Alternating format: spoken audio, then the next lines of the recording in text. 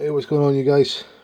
Welcome back. Got another video to upload for you today. We're going to be looking at the Mcfarlane 12-inch T-850 from Terminator 3 Rise of the Machines. In my personal opinion, a fucking god awful, not just a Terminator movie in general, but it's a fucking god awful Terminator movie in general. To be honest with you, it sucks. But this to me has to be, I'm going to probably, now I think about it, but no, I'm going to go with this. I'm going to say that this is my second favourite piece that I have from the Terminator, the first being the 18-inch T2 and T850 from NECA. But this, give you a little bit of a background on this guy. My dad bought this around about the time of Rise of the Machines when it came out. We bought this from a store called Forbidden Planet. He had it for a couple of years, and when I started to really get serious about collecting, my dad really wasn't willing to part with this for anything. And at the time I had a Gibson SG, and whether it was a good move to make at the time, but that was what I eventually ended up paying for this. I swapped him a Gibson SG. And I've never regretted it. I have never, ever, ever regretted it. I don't have the time to learn instruments, to be honest with you. I don't have the patience for it. But this has to be, I think, one of the best looking figures that I have of Arnold. And that Hot Toys Battle Damage T800 that I had, that I uploaded during my Christmas haul video, I sold that at the start of last week. Now before anybody kind of goes, oh, it's a Hot Toys, you know.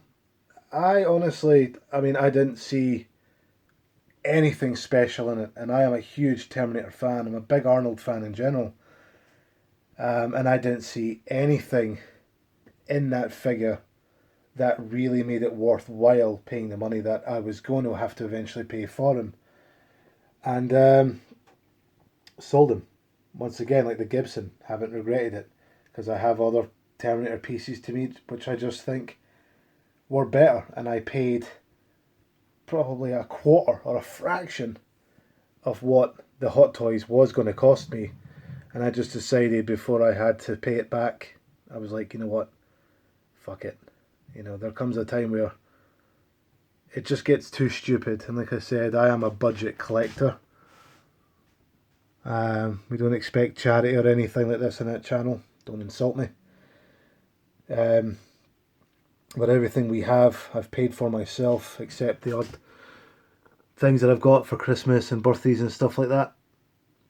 But I just didn't see anything that really was worthwhile. I mean, when I look at the detail in this one, for example, a piece that was probably out in 2003, you know, he doesn't have mixed media or anything. It's all just kind of sculpted. This is a really weighty figure, but again, when you kind of see him up close and personal, like, you would think that he was a more expensive piece.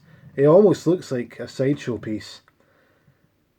Yeah, he's not complete, because he did have a shotgun that he held, and he stood on a base as well. But this is one of my favourite pieces, despite the fact that Terminator 3 was a god-awful film. But everything from the wrinkles in the pants gives it a real leathery look, even the sheen that comes off him. The leather jacket, the wrinkles in the t-shirt, the damage that's been done to him fighting the TX, I would imagine. Even the detailing, things like the zipper, the zippers and the padding in the jacket, to obviously the sculpt itself. Just looks great. I mean, for something that back in the day we probably paid maybe £50 for. You know, this guy's going up in value as well, so it must have made a hell of an investment. But there he is. And I want to say once again to everybody, just thank you for taking the time out for watching these videos. It makes it all worth it. And take care. We'll see you in the next one. Over and out.